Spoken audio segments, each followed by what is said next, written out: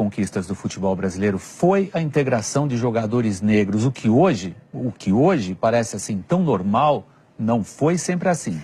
Há 90 anos, um time brasileiro deu exemplo contra a discriminação racial. É o que a gente vai ver agora na segunda reportagem especial da série O País do Futebol, com Bruno Lohans e Márcio Torres. O futebol é o esporte mais popular do país e, portanto, um reflexo genuíno da sociedade brasileira.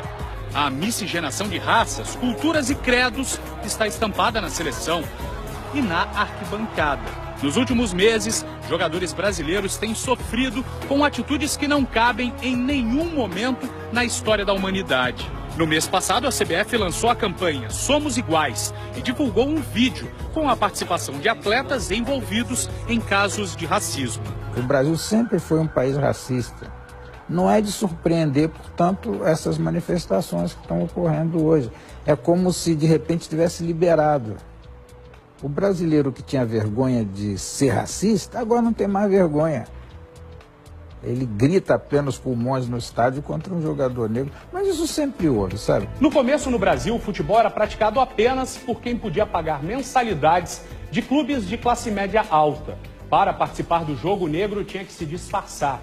O dia 13 de maio de 1914 ficou marcado. O adversário era o América. Ainda no vestiário, Carlos Alberto usou pó de arroz para esconder a pele mulata, que contrastava demais com a camisa branca do Fluminense.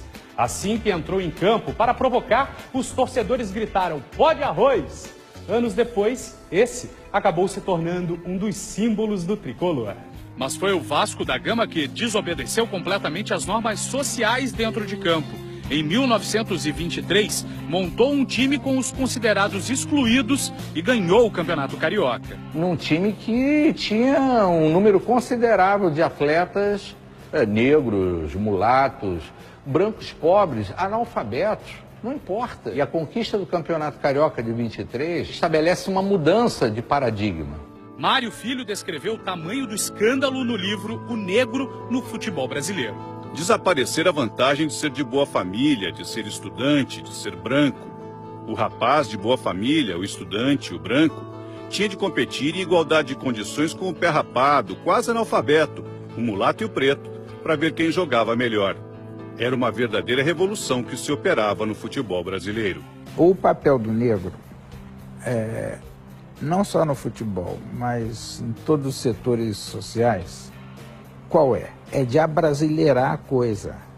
Então, no futebol aconteceu isso. Os outros grandes clubes do Rio não aceitaram a vitória daquele time do Vasco. Em protesto, criaram uma outra federação para disputar o campeonato do ano seguinte, a Associação Metropolitana de Esportes Atléticos. Até convidaram o Vasco da Gama, mas sob algumas exigências. De que o Vasco eliminasse 12 atletas do seu elenco, sob a alegação de que eles tinham conduta duvidosa. Eram negros, eram de condição de um extrato social menos favorecido.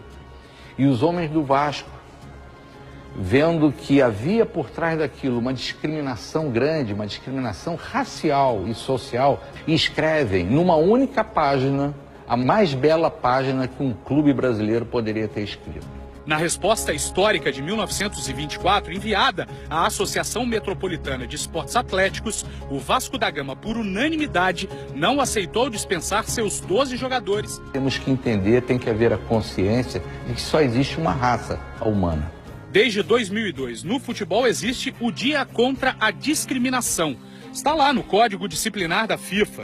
A discriminação por palavras ou ações por causa da raça, cor da pele, língua, religião, origem ou qualquer outra razão é estritamente proibida e passível de punição.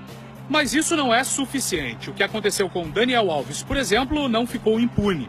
E nada parecido será permitido no Mundial, foi o que disse o presidente da FIFA, Joseph Blatter. O que Daniel Alves teve de tolerar foi revoltante. Haverá uma política de tolerância zero na Copa do Mundo.